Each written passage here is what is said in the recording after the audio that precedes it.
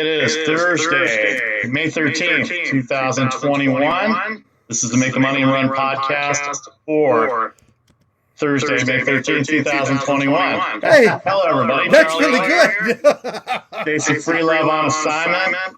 Everything I say from this point forward will be good because I'm fully inoculated. It's been 2 weeks. So everything I've said for the last month in terms of posts and picks and everything like that will all be good now. This is the Make the Money and Run podcast.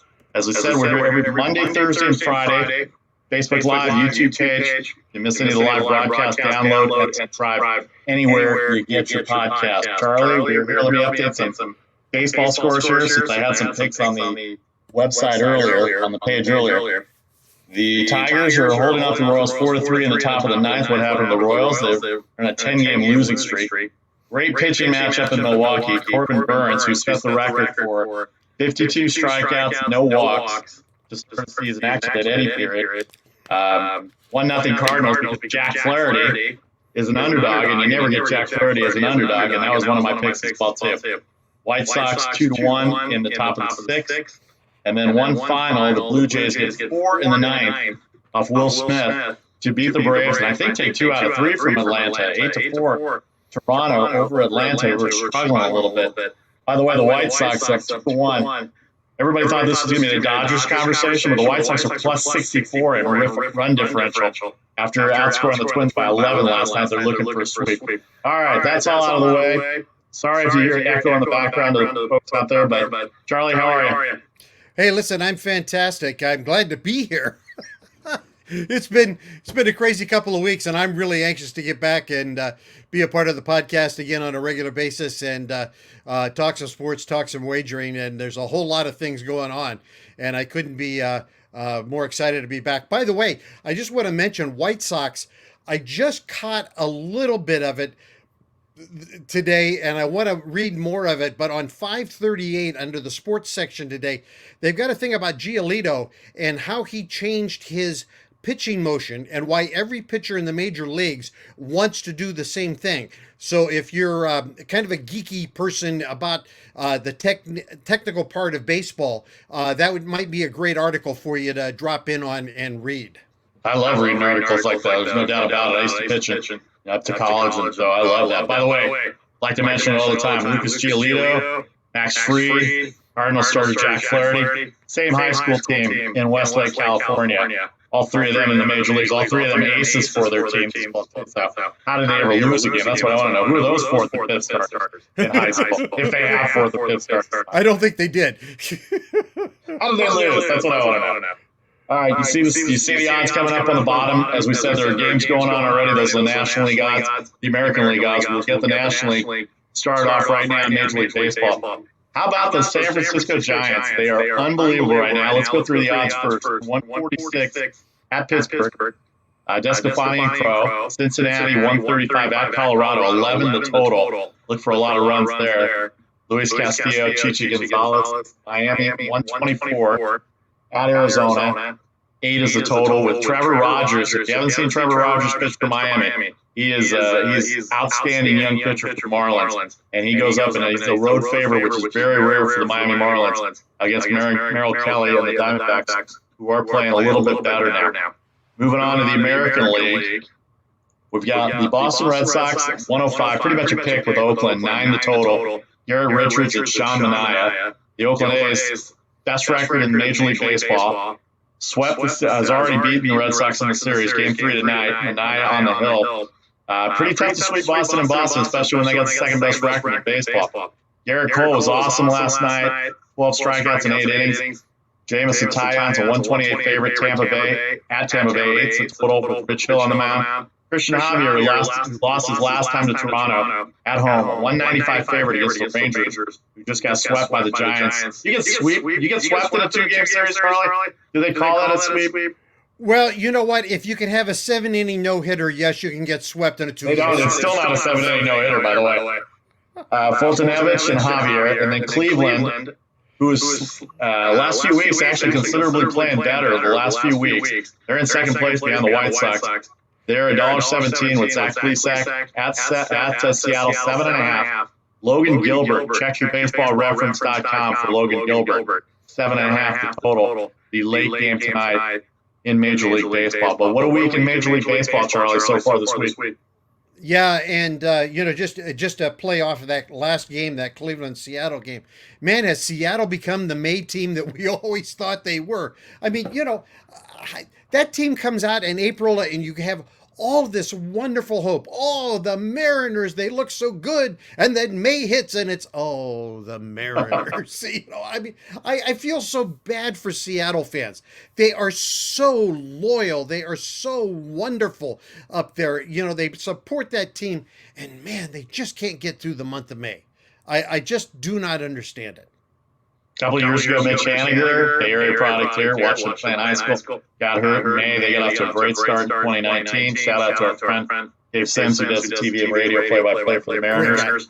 Great guy and a great town to watch baseball in. I wish they had some winners up there for them. I really like that team, and I think they still, they're not done. It's only May 13th. They still have something to say in this American League West. I shouldn't. I'm not writing them off. I mean, I'm not writing any. I'm really not Charlie writing off Seattle on May 13th.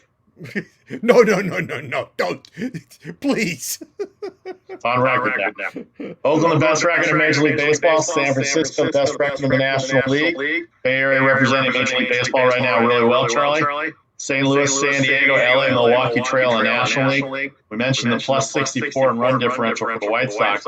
That's double what the Dodgers are doing right now. The Dodgers are like 34, and there's nobody in the 40s yet.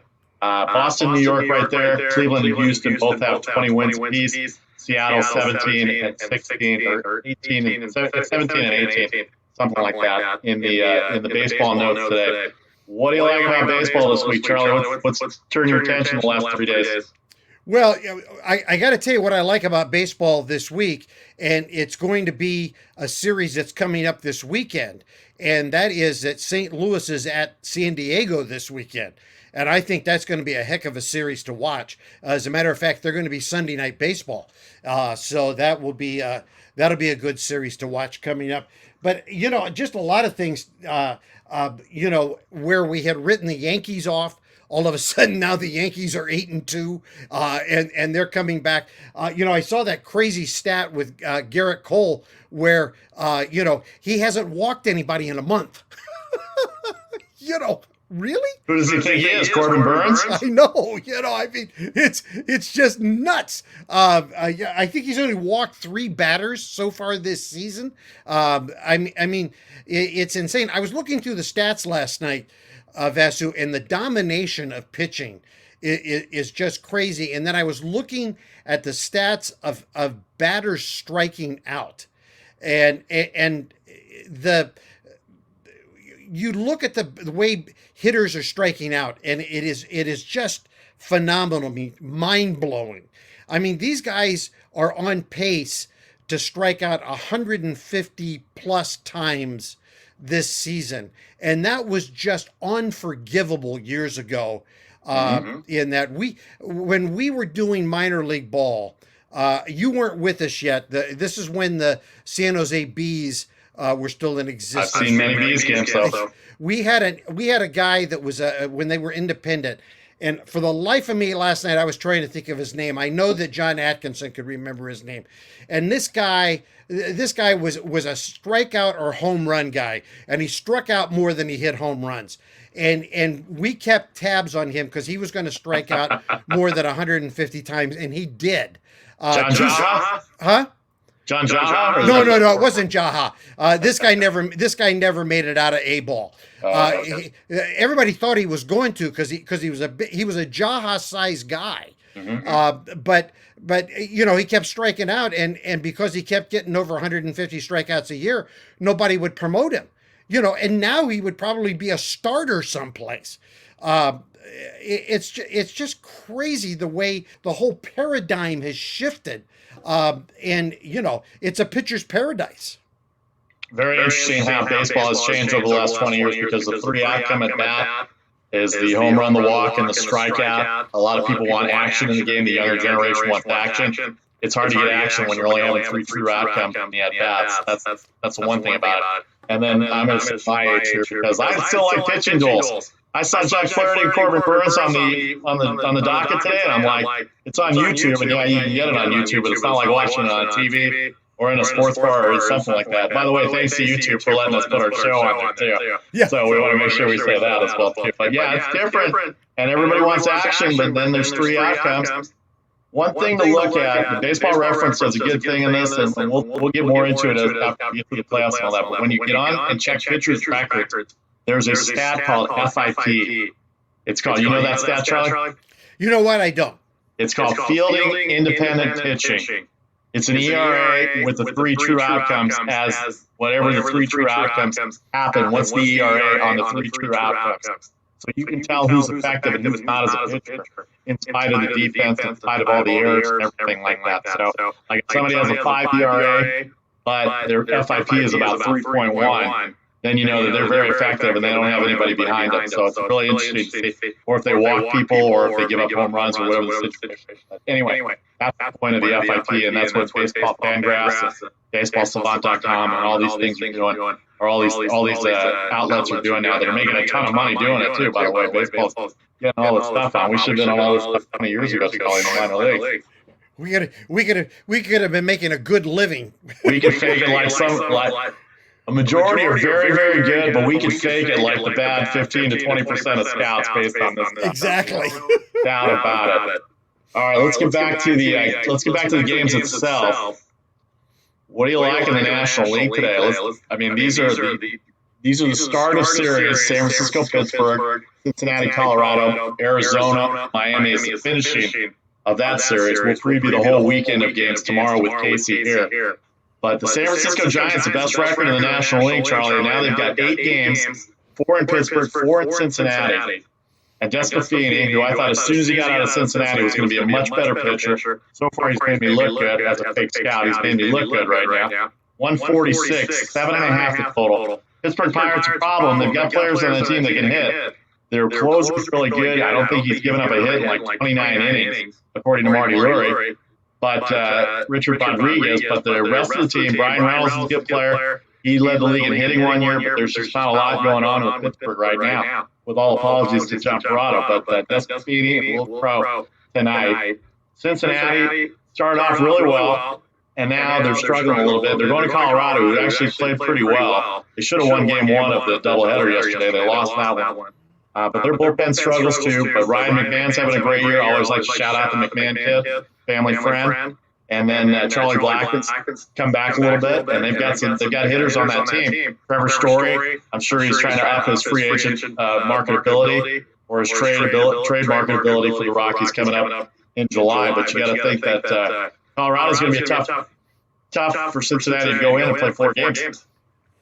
Well, Colorado, is always a tough place to play. I have to be honest with you. When it comes to wagering, I have to be really convinced on my wager if I'm going to wager on any game in Colorado, because the altitude factor there and then the weather factor just affects that. I mean, if I'm going to do anything on a wager in Colorado, it usually is on the over/under. Seriously. Absolutely. Because the pitching gets thrown off, the curveballs are not as effective. You have to. The sinkers don't sink as well. It really has an effect there. If you like action in baseball games, watch a game in Colorado. I mean, there's all kinds of things happening there. I mean, it's a lot of fun. I think Cincinnati in Colorado, I think the best they can pray for is a 2-2 split.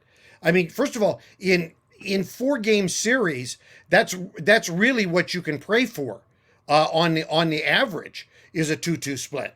But especially in Colorado, I think that's what they're looking for. As far as the Giants in Pittsburgh, I think they could easily be looking at a 3-1 outcome there with that. No offense to Pittsburgh fans, but we didn't think they were going to do all that well. And I think they're better than we thought. And I think they're exceeding expectations. I really do. They're much more watchable than we thought they were going to. And we originally were projecting 59 games as a win total, and I think they're going to exceed that.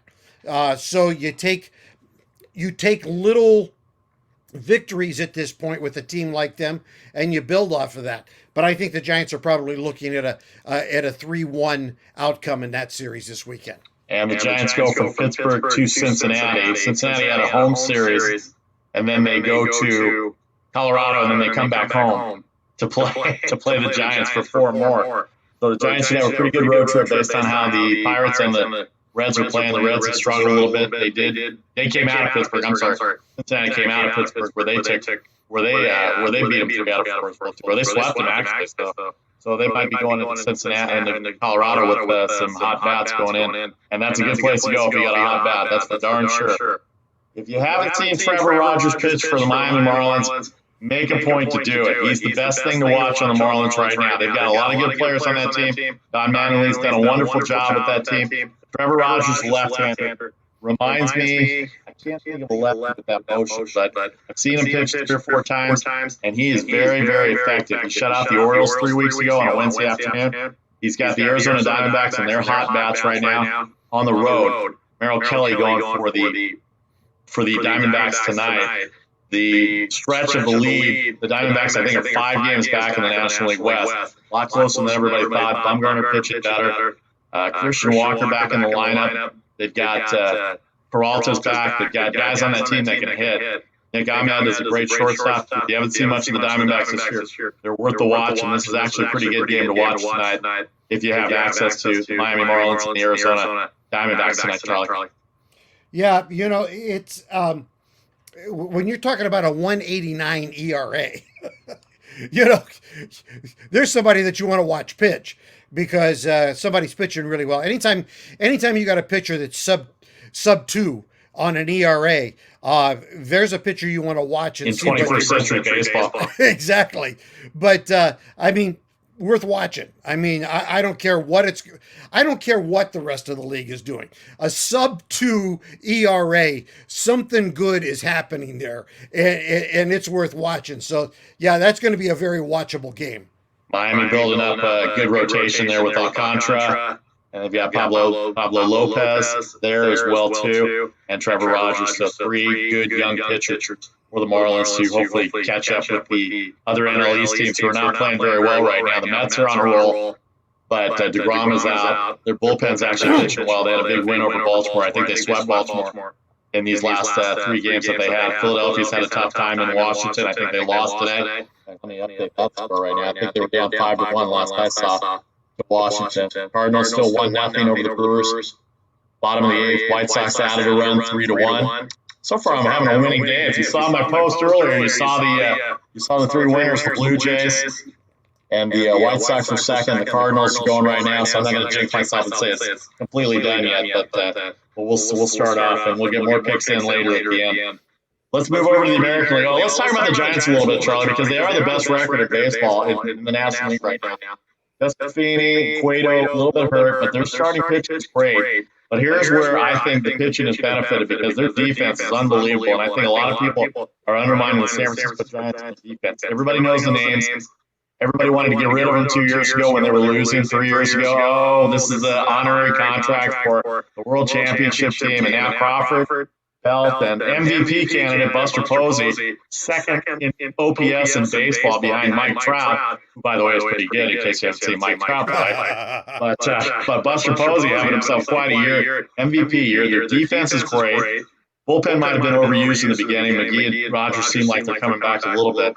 But we watch this team. I'm in the Bay Area. Part of my deal is going to cover them when they're at home. And here they are, leading the Padres and leading the Dodgers in the National League West, Charlie.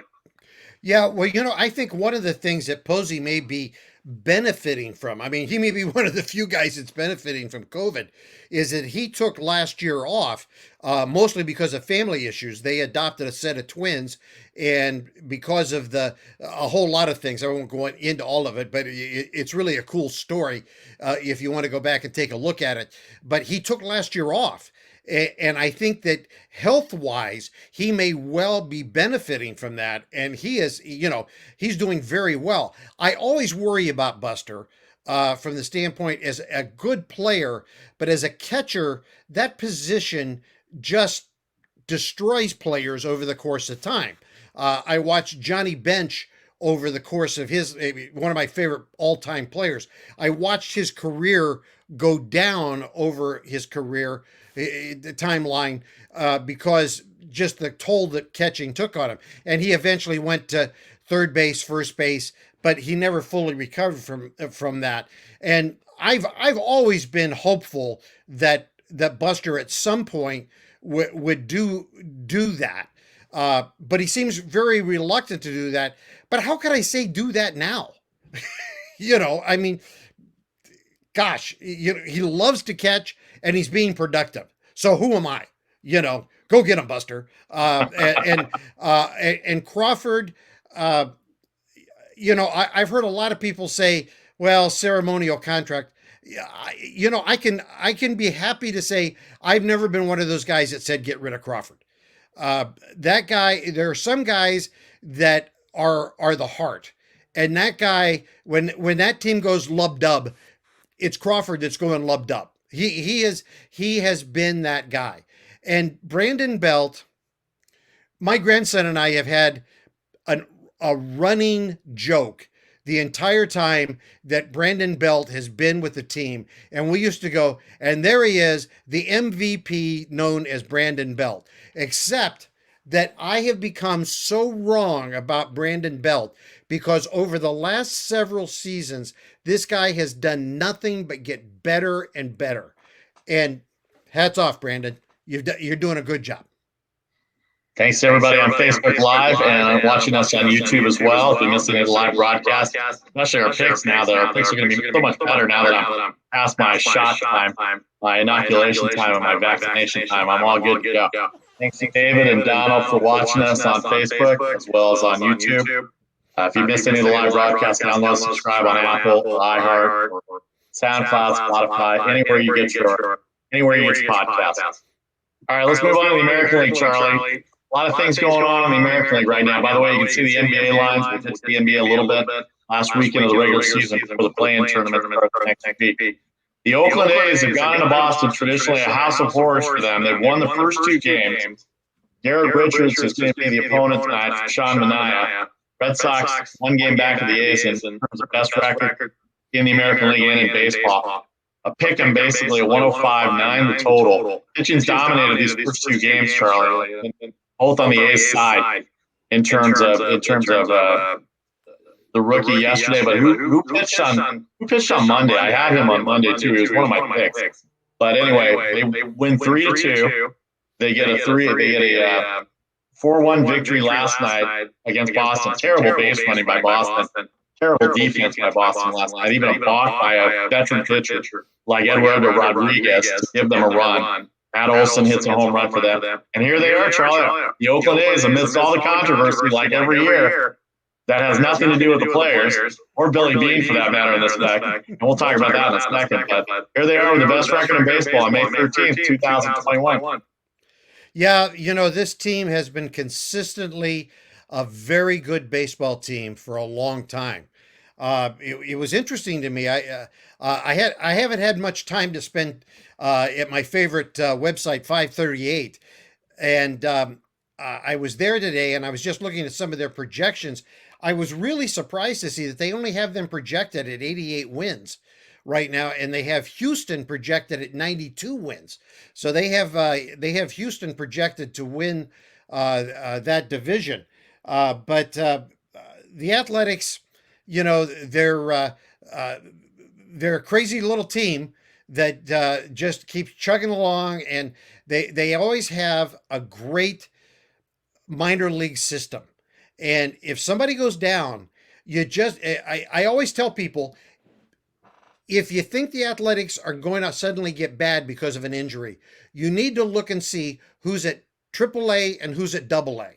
Because they're not afraid to pull somebody up from AA because they've got such a heavy weighted minor league system that they've got guys ready for truly the next man up. And it's just nuts. Chris Bassett was a pitcher on Tuesday. He's become their ace in the staff. I should have remembered 3-2. Now with a 354 ERA. I had that story yesterday with James Palliot, the rookie. He made his first major league start. He's been with the team. He made his reliever last year. It looked like he was going to get blown out of the building in the inning and the walks and the hits. And the Red Sox couldn't capitalize on the situations that they had. Because I had the Red Sox yesterday. In all fairness here, because it's Eduardo Rodriguez, who was 5-0 going into the game against the guy making his major league debut, and 150 for the Red Sox in that situation was pretty deep. And sure enough, the A's came back, and they were able to come back from a 1-0 deficit.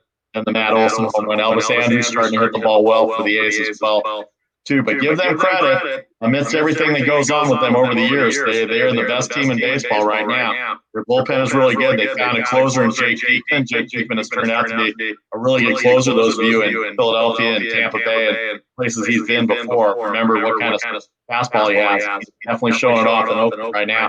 And they've got him in the right spot, I think, with Rosenthal being out. They didn't know where they were going to go for the year, but Jake Diekman has turned out to be the ninth inning guy for the Oakland A's. Don't count out the Red Sox yet. They're still second best in the American League. They've got a tremendous offense. It's a ton of runs. Their bullpen, I'm a little bit worried about. I don't know who their closer is. Kind of shaky. They had Heath Hembry warming up to close yesterday or 2 days ago. They also have guys out there that you've all heard of.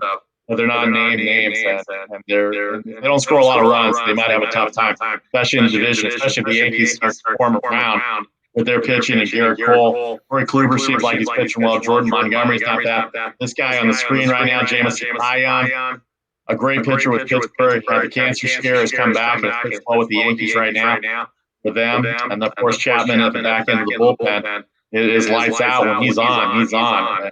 It's lights out for anybody that's trying to take him in the ninth inning. Yeah, it's really interesting. I think if Boston continues to play well, they're not a team that's afraid to ante up a little money. So if they continue to play well before trade deadline, they'll spend a little money and fix that closer situation. And with the A's, they're Diekman, they got him, and when they first got him, he didn't do squat for them, and I'm going, why are they keeping this guy? And all of a sudden now he's their closer. I don't know. You look at them and you go, how do they do this? And it's interesting. This team could be so distracted right now with everything that's gone on, and I think the credit goes to Bob Melvin, because Bob Melvin keeps this team focused. You talk all about analytics and everything else, and managers aren't as important as they were because they don't make as many decisions and everything else. But if nothing else, Bob Melvin somehow keeps this team focused on baseball and keeps them away from all the other crap and I use that term literally, that the Oakland A's are going through and have gone through for the last 4 seasons under this new ownership group while they've been trying to do a stadium and everything else. And he just keeps them focused on baseball. And it's amazing how they have, as a team, stayed away from everything else that's going off the field and been able to focus on what's going on the field. It's unbelievable, and it's unbelievable in the fact that it's still a story, because to me it's a non-story. Things been going on. I posted about it. It's been going on for years and years and years between the city of Oakland and the Oakland A's themselves. And I think the city of Oakland has a lot of responsibility. I'm sure I'm going to get a lot of flack for this too, but the city of Oakland has a lot of responsibility too. And I'm not sure exactly who thinks or why do they think they even have negotiating leverage. Because every time that I went to math class, 2 negatives do not equal a positive, but in this case, negatives are adding up to another negative, because who really has the leverage, and why is this still a story? Because Oakland can't solve their situation. They've got far worse problems to deal with, but they've also lost the Warriors and the Raiders, and they say the A's are rooted in Oakland, but here they are looking around because they can't negotiate either that spot of the Coliseum, or build a new stadium there, or Howard Terminal, or wherever else they're going to go. And I hope they don't go to Vegas, because I don't think baseball belongs in Vegas. Minor league baseball's fine, but I don't think Major League Baseball belongs in Vegas, although the Raiders and Knights have proven that pro sports can work there. Portland, I like Portland. I have nothing against Portland. But I've never lived in a city, Charlie. Chicago when I was born, Los Angeles when I was a kid, and here in the Bay Area. I've never lived in an area in my 52 years where there's never been a National League team and an American League. It'd be very weird not to see American League baseball or be able to go to the Coliseum or wherever they play I see American League Baseball. And I don't want to go all the way to Anaheim to do it. Yeah, well, it's very passionate for me, Vasu, because when I moved to the Bay Area, I moved from I grew up in Ohio, so my team was the Cincinnati Reds. So when I came here, I couldn't root for the Giants, and so I wanted a team to root for. So I latched on to the A's. Now, of course, I latched on at the right time because it was 1971. So, I couldn't have picked a better time to become an A's fan. But I have stayed a loyal A's fan. And I always tell people that in the mid-'80s, me and a buddy went to an A's game one time, and we were one of 1,200 people at the Oakland Coliseum watching the game on a weekday afternoon. I've been through them for thick and thin. And the thought of this being a one baseball town really makes me sad, and it's absolutely ridiculous. But that's where it's headed. I mean, if you ask me right now to wager whether or not the Oakland A's will be the Oakland A's in 2 years, I would say my money is on they are somewhere else. I don't know where. Baseball seems to be pushing Vegas because everybody is enamored about going to Vegas, and I don't think I get it. I get it. Our show's based on Vegas. I get it. Yeah, but the 55th largest market in the country is not going to be able to support MLB, NBA, NHL, and the NFL. There comes a point where it just becomes too small for everything. Well, I'm just sick of the story because we've heard the story for years. Oh, yeah. Mark Purdy locally, before he retired, has written on this 1,000 times. I hear Dave Cavill coming on, and now they're using the media to justify their position when they could easily have gotten this deal done, some deal done, to keep them if they want to be so bad in Oakland. Then let's get it done. And I blame the city on that as well too. So I don't really like talking about it because it's a story that comes up every year. Every 3 years it comes up. Where the A's are going to be and why they don't draw and all this other stuff. And I think both parties are at fault. I think both parties trying to say they have leverage or they have negotiation leverage, but they don't, honestly. In my mind, both sides have lost credibility in terms of negotiation, Charlie. Well, let me give you an example. Okay, the A's are talking about, well, we can't get this done at Howard Terminal.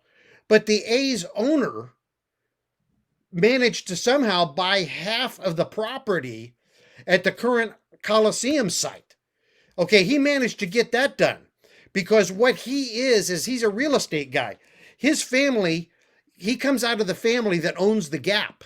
Yeah. And his job with the family was the real estate side of all the properties that the Gap owned. And so while he's been out there complaining about not getting that done, he sees the value of that property, which, folks, if you don't understand, it's right off a major freeway, and it's one of the largest acreage spots right now between Silicon Valley and the city of Oakland. So while he's complaining about they can't get the stadium built, he managed to put and buy half the area that they are playing in right now because he can see the development opportunity, and he's trying to buy out the city of Oakland for the other half. So I know the city of Oakland is shooting themselves in the foot, but the A's don't have clean hands. Shoot yourself with some vaccine. Make better thoughts. Honestly, really. And then you can make good choices. You make good decisions, exactly, like me. Like I'm going to prove in the next week and a half with my picks account. All right, that's going to do it for Major League Baseball. We're going to take 30 seconds. Remember, Facebook Live, YouTube page, listening to the live broadcast, Apple, iHeart, Spotify, SoundCloud, Google Podcasts. Anywhere you get your podcast, pass along your friends for social on email if you have questions about games. MTMAR podcast at gmail.com, on Twitter at MTMAR podcast. We'll be back in 30 seconds to talk NBA basketball. It's very interesting. Even though a lot of playoff spots are stuck up, there's still some interesting games to go these last 3 games of the season. Back in 30, Vasu and Charlie here, Casey on Simon. This is the Make the Money and Run podcast, May 13th, 2021.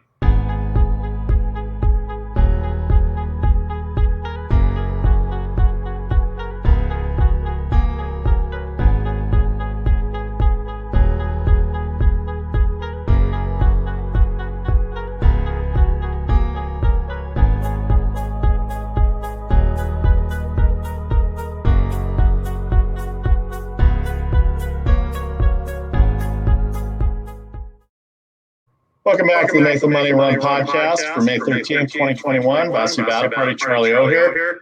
Casey Freelove on assignment. We'll have the band back together tomorrow at 4:15 Eastern, right here on Facebook Live and YouTube. Again, Apple, iHeart, Google, Spotify, SoundCloud, anywhere you can subscribe and get your podcast, download, Make the Money Run. Get our picks, get our hot picks right now, by the way. And let's roll on with this as we roll into the NBA weekend as we get going with the last 4 games. The play-in tournament starts on Tuesday. Let me find it here. We got a lot of situations going on here. Let's put the lines up right now. Let's look at the games first tonight. Clippers are 8 at Charlotte. They're in the 3rd spot, a half a game ahead of Denver. Milwaukee 9 at Indiana. They're pretty much leveled into the 3rd spot. They can catch 2, I think. I don't think they're going to catch 1. 243, Charlie, for the Milwaukee Bucks. 243. The Hawks 12.5. 221 with Orlando. How about the New York Knicks making the playoffs with Tom Thibodeau? 5, 216.5. San Antonio, magic number 1. Clinch that 10 spot, or clinch the play-in spot, I should say. Miami 2.5, 217. Favored over the number 1 seed, Philadelphia 76ers. 217.5. Miami really playing well right now. Memphis 8 over Sacramento. Sacramento the 11th seed. That magic number is 1. As I said, behind San Antonio, that probably will end tonight with Memphis, who still is trying to play for a decent spot in the 7 to 10 spot. The Bulls are in the 11th spot. That's why they're favored by 10.5 over Toronto, who was eliminated. 10.5. Check and see if Lowry or Siakam are playing, or any of the guys from Toronto playing. That might be a good matchup. Chicago minus 10.5. Minnesota Timberwolves have played really good offense the last month, and actually their defense has been real good. They're not very good overall, but the fact that Denver's only a 2.5 point favorite at Minnesota, Minnesota's scared some people for sure. 230 the total. It'll be interesting to see how the Nuggets, without Murray and all the injuries they've got, if they're going for the 3rd seed or they're content with where they are going into Minnesota today. And how about those Portland Trailblazers last night? They beat Utah on the road. Not an easy thing to do. I don't care if you don't have Mitchell or Conley, whatever. They were down big early, and then Dame Lillard and McCollum came back, mostly Lillard, and Nurkic is back at center for them now. He's having a great campaign ever since he came off his injury. 234.5 against, I think, should consider as an MVP candidate. He's not mentioned a lot. Chris Paul and the Phoenix Suns, because and NBA people will say this too. The Phoenix Suns have no business being there in the 2 spot without Chris Paul, and that's a lot of people's opinions. A lot of NBA people smarter than I say that as well too. So I must be somewhere in there because I say Chris Paul also. 234.5 the total. What's on the NBA board tonight for you, Charlie, in terms of what you like? Well, I love that Phoenix-Portland game. Portland currently with the longest winning streak in the NBA at 5. But I totally agree with you on Phoenix. Phoenix is not where they are without Chris Paul. Chris Paul should be in there as a discussion with the MVP. He won't be. I mean, it's not flashy enough. He's in Phoenix. They don't get enough press because of where they are, and so he won't be. But he should be because he most definitely is the catalyst for where they are. The other games worth watching, I think, watching that Knicks San Antonio game and that Memphis Sacramento game will be interesting because that's going to determine that last spot in the West. And right there, it's if San Antonio wins, Sacramento's out. If Sacramento loses, Sacramento's out. So and bottom line is Sacramento's out. Sacramento has been teasing their poor fans over the last couple of weeks, and they've been playing amazing because they've been without Halliburton, they've been without Fox. Fox has got something with the health and safety protocols. He's got, we presume it's COVID. I mean, it probably is, and he's sicker than a dog.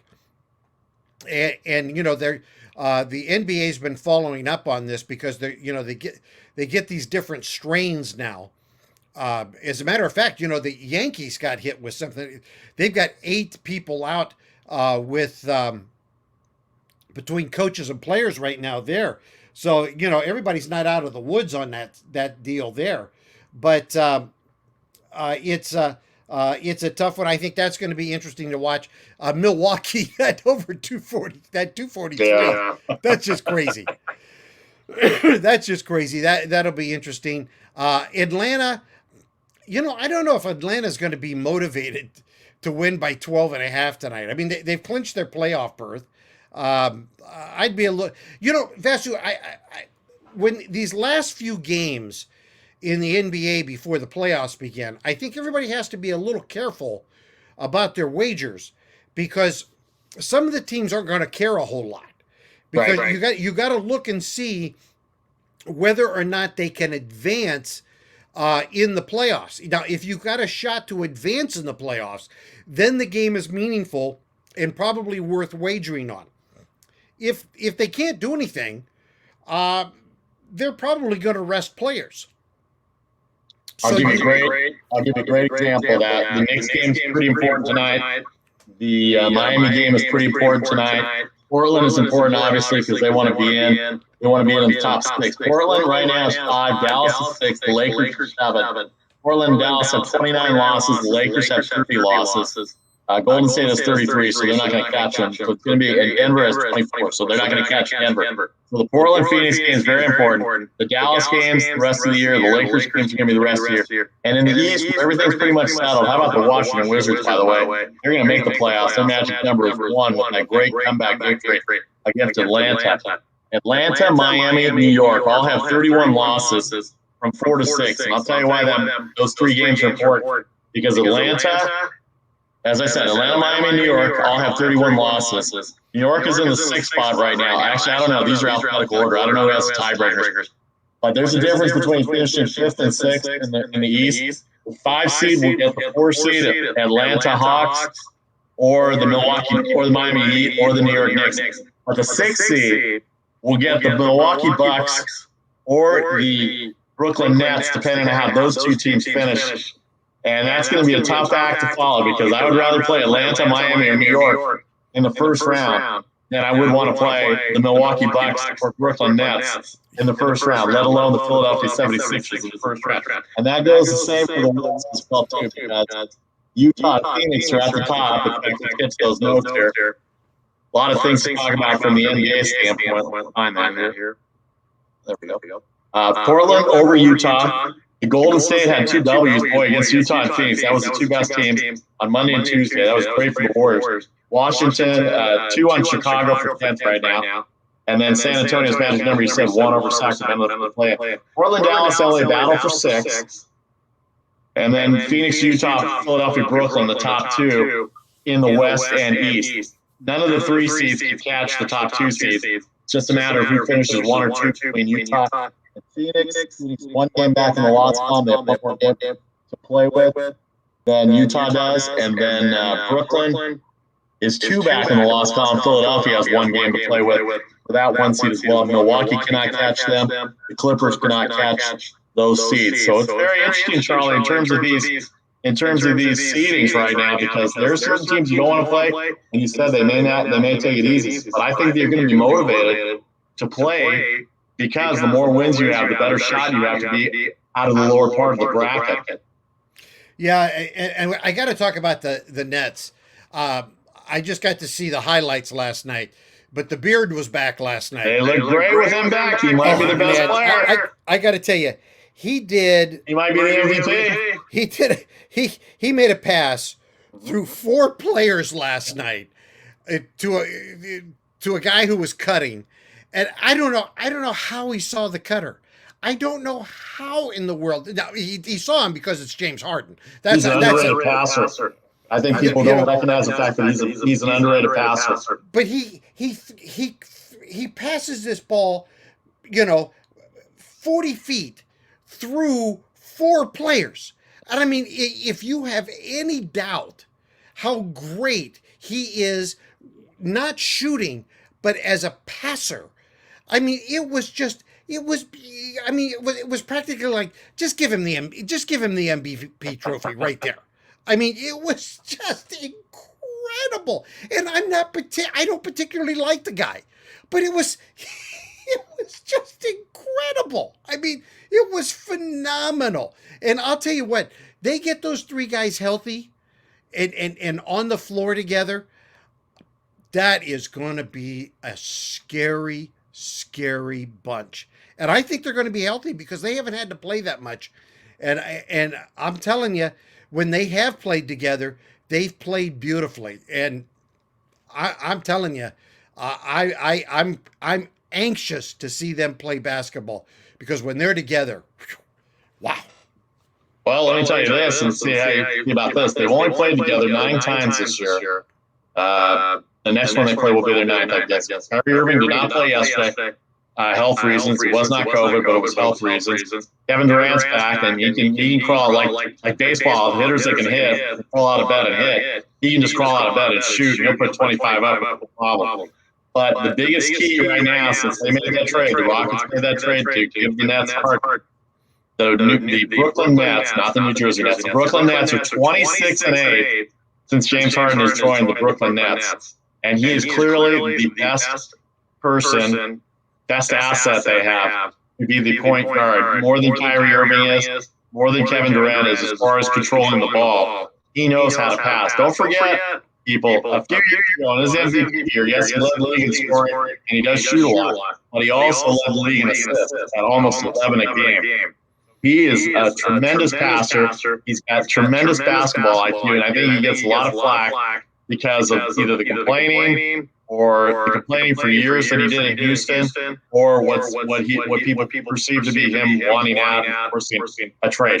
People forcing players trades has happened for 100 years. And he's been hurt, and they're getting on him for being hurt. I don't hear any flack about people getting on Donovan Mitchell for being hurt and them using him the other way. I'm like, what's the difference here? What's the difference? They're both biding their time until they get to the playoffs, and yet nobody gets on Donovan Mitchell, and everybody gets on James Harden because, quote unquote, they have a super team and they've got the three superstars there, and they're easy to pick on from that standpoint because they're all there, Charlie. Well, plus, Vasu, if you were a superstar player in Houston and you were there with the total deterioration in it basically 3 months of that team, would you not force your way out of there? No, I get that part. I mean, the players got to do what they got to do. But my point was people were getting on Harden because they perceived him to be taking a rest until the playoffs. But yet the Utah Jazz are resting Donovan Mitchell. Although he is hurt, they're both hurt, and they both were hurt. But nobody gets on the Utah Jazz for protecting Donovan Mitchell as they do for the Brooklyn Nets protecting James Harden. Well, plus, Vasu, I think people are forgetting. Oh, you see my point? It's similar. Yeah, these guys just came out of the bubble and then turned around and busted their way back into this season. And, these are human beings. And, of course they're resting some. And of course they're hurt. I mean, come on. They're not, these aren't transformers. They're humans. And if they rested a little bit for the playoffs, of course they are, because you know where you know where it all happens. You know where the endorsements come from, which is the bigger money, frankly. And everything else, it comes from the playoffs. So, I mean, it's solid business. And folks, we talk about the games and we talk about the wagers and everything else, but for them as players, it's business. It's business. And, it's business for us too, and that's why we look at the best opportunities that we have. And so, speaking of that, the opportunities that we have, I would still look at the Hawks and the Knicks, Boston, Charlotte, Indiana, Washington. As far as seeding goes, Washington definitely, because they haven't clinched yet. The Bulls maybe a little bit, although that magic number is 1 right now with 2 games to go. In terms of East. And then even Philadelphia, Brooklyn, if Brooklyn's playing for the 1 seed, I would look at those games. We'll know what type of attitude Philadelphia has the way they play tonight against Miami in Miami, because the number 1 seed is an underdog on the road to the Heat, who are playing really well. Portland games are still important. Dallas games are still important. Even though they won the division, the Lakers, Golden State, Memphis, and then obviously the San Antonio game against the Knicks are very important. But Utah and Phoenix games are important too. Who wants the 1 seed and who wants the 2 seed? Because I think there is a difference for sure. The 1 seed and the 2 seed based on who's going to be 7 and who's going to be 8, Charlie. So it's going to be an interesting way to go about it. We'll talk about the full NBA tomorrow. We got the whole weekend to play. I like what the NBA is doing. Jason brought it up to me the other day. I like that. And get your opinion on that. We're going to start the games all at the same time, like Major League Baseball does, on the final day of the season, so that there's no janking or tanking or whatever the kids are calling it. Nowadays, it's scenarios to be played out, seeding or even getting into the play-in or the playoff spots. Yeah, they did that last season as well, and I like that. Let's level everything out. Let's make it happen. Make everybody play, and let's let it go. And I think that's good for wagerers too. Everything's out there. Let's make it happen. And then and I'm excited about these play-in games. When has it been that we've come down this late in the season and there's been so much that has been on the line and so much interest in games this late into the season? I think it's good for the league. And I'm sorry, LeBron, nobody's getting fired. And you agreed to it last year. I know you don't like it, and it's LeBron. LeBron's frustrated, and you know what? Here's the bottom line, folks. The Lakers will be just fine. No doubt about it. I mean, they're going to have Anthony Davis and LeBron James back. So what if you're 7 seeders? I guess you don't want to play in the play-in tournament because you could lose. You could be a single eliminator and you could lose that out. So I get that. Anything can happen. NCAA tournament. I like the fact that they've got play-in games for sure because that's what they've set it out to be, and we're coming out of a pandemic. But let's not have 10 teams from each conference or 15 be in the playoffs. My God. 2/3 of the league is in the playoffs. This devalues the regular season. It's just, I know it. Rosemore's upset. I know a lot of the NBA people are upset with it because where's the rest of the regular season when it comes to it? Let's get back to, in fact, I'd be happy if they just had 6 teams in the playoffs from each conference and just have 12 teams. I know the playoffs where the money is, and they're going to have 16 teams, more than half to be. Same with hockey. The hockey playoffs came out. All right, before we get to picks here, let's check out one little hockey thing that I wanted to point out today. Charlie O, Vasu Battle Party here to make the money and run podcast on Facebook and YouTube, and then you can download and subscribe anywhere.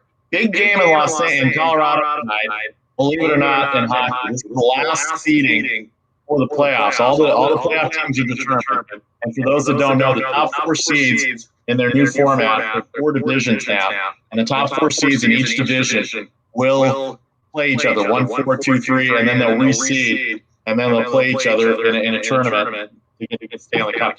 Colorado Avalanche are favored by 440 tonight over the LA Kings in Denver. In Denver tonight. The Kings are horrible. The over-under is 5.5. It's not a game to lay 440 on. You know they're laying a lot because their goal line is minus 1.5 and minus 165. Like that's high for a goal line of minus 1.5. Kings don't score. Colorado's been great all year. And they've been really good. Vegas has been really good. If Colorado wins tonight, they'll get the President's Cup, the overall top seed. But an unbelievable loss by Colorado tonight will give the Vegas Golden Knights the top seed. Enjoy number 2, Vegas. I cannot see it happening. But that's the last scenario in the NHL. A lot of the playoff opponents are determined. It starts Sunday in the NHL. Charlie, would you ever lay 440 on a game? No. Would you ever lay 160 minus 1.5 goals? Maybe. Okay. All right. I'd be interested to see what Casey has. Maybe Casey's listening. He can send a comment on this. Casey would never lay any money on a hockey game. Ever, ever, ever. I can already answer the question for you. Oh, no, I know he did on Vegas a few years ago because he's a Vegas guy. But we'll ask him tomorrow directly when we come back here for 4:15. Like I said, he can catch us Mondays, Thursdays, and Fridays, 4:15. Stables Media, Facebook Live, the YouTube page, anywhere you download the podcast. All right, Charlie, last segment of the show. Let's get to our picks. What everybody's been waiting for the last 54 minutes and 52 seconds. Charlie O's picks. All right, here we go. I'm going to do a couple of baseball games. I've got the Yankees and Tampa Bay, and I am going to go with the Rays plus 115 tonight. I am going to go contrarian. I'm using the free love rule tonight. Go the underdog, and go that way, primarily because it's Rich Hill. I love Rich Hill. As long as his finger doesn't blister, we'll be okay. That's always the danger when you got Rich Hill on the mound. But also because, frankly, the Yankees are a bit shorthanded because of this health and safety thing that they've got going on, and also because they've been going hot, and I think it's time for them to go a little cold. They're on the road, so that's my criteria. I'm going to take Cleveland. Minus, I didn't get the minus in there. Minus 120 versus Seattle, just because Seattle's stinking right now, and I'm gonna ride their bad luck and Cleveland's good luck. And then Sacramento versus Memphis. I'm going to take Memphis minus 4 in the first half.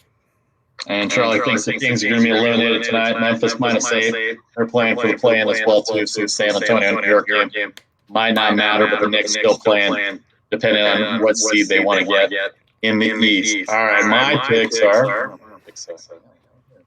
There they are. I'm going to go with San Francisco Giants. This is a good stretch for them. They just swept the Texas Rangers in a 2-game series. We beat the Padres 2 out of 3 over the weekend. The 4 games against Pittsburgh and then 4 games against Cincinnati could really set them up pretty well going into that Dodgers series on my birthday weekend next weekend, the 21st, 22nd, 23rd. I will be happy to be there to see the Dodgers play the Giants over the weekend. The Saturday game will be on Fox. Well, I should mention, Charlie mentioned San Diego and St. Louis this weekend. Going to be a great series. Check it out on Saturday night, 8:30 Eastern on Fox Sports 1. That'll be the Saturday game of the week for Fox and Fox Sports 1. You have the Padres. Good luck for the Padres because Jack Flaherty not going to pitch against the Padres this weekend, so that might give them a little boost. They're going through their own COVID issues right now. Tatis injured on the IL list as a COVID, and they've got all those things going on. And Myers as well too. Not in the lineup. All right, so San Francisco over Pittsburgh. Pittsburgh can be a problem. San Francisco hasn't had great luck there, but I think DeSclafani goes in, pitches well, and they score some runs on Will Crowe and the Pirates, and they beat Pittsburgh tonight. I too am going to go with Charlie. I got the line a little higher. Zach Plesac gone. He lost his last game, but the only reason they lost was because Cleveland didn't score, and because Wade Miley threw a no-hitter. So it's a win when you get a no-hitter. Cleveland 127 at Seattle. Seattle slumping a little bit.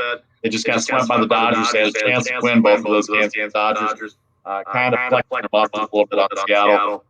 In the NBA, Phoenix minus 4. Portland had a tough game with Utah last night. They're doing the Golden State thing right now. Utah and Phoenix. But Portland, I think they're going to be a little tired. I don't think they can match up inside with DeAndre Ayton. DeAndre Ayton having a good year, and their shooters for Phoenix.